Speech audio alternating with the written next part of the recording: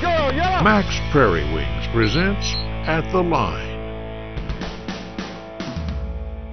One of the things to keep in mind when you're snow goose hunting with a dog is the safety of your dog.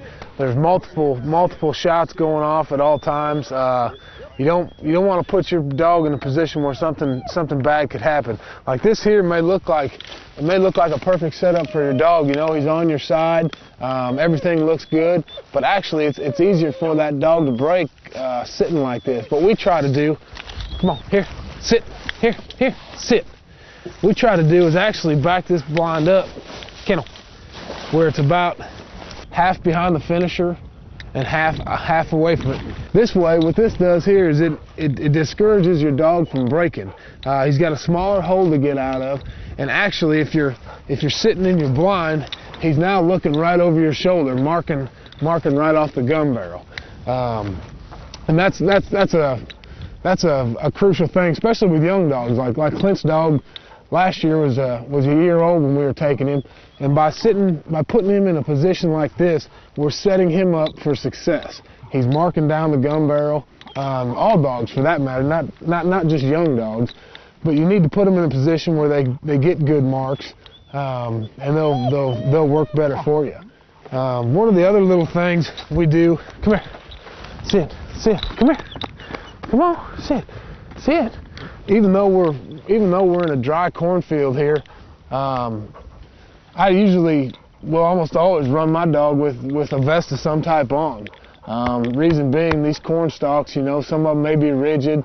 When they're tearing through there looking to pick that bird up, they may make a step and hit one of them corn stalks wrong, and it can it can injure a dog. Just because it's a dry field situation doesn't mean you don't want to protect your dog any way you can. Like if you look at this one, I mean the poor thing running through barbed wire fences trying to catch sailors and stuff like that. You can see the reasoning behind that. I mean, these are all from tears. This one here happens to be from barbed wire. We had a sailor go out across the field, and it was actually just over a little bitty rise, and we didn't know there was a fence on the other side, and cut the dog loose. And I kind of followed him out there just for a minute, just in time to watch him go barreling through this fence. I mean, these high drive dogs, they don't have any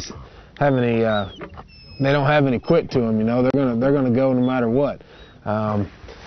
You know, and keeping that dog safe is always in your best interest. Like this one here, I mean, without a dog vest on, that piece of barbed wire likely would have cut him open. It deterred it enough, and still ripped the vest, but it deterred it enough to keep him safe. The vests are replaceable. Sitting out here in this field having, you know, 250 dead geese laying here a day, it'd be awful tough to come out here and do it without my best bud. If it's just all about replacing a vest every now and again, that's all together worth it for me. It's just a good idea to make sure your dog's always going to be as safe as he can.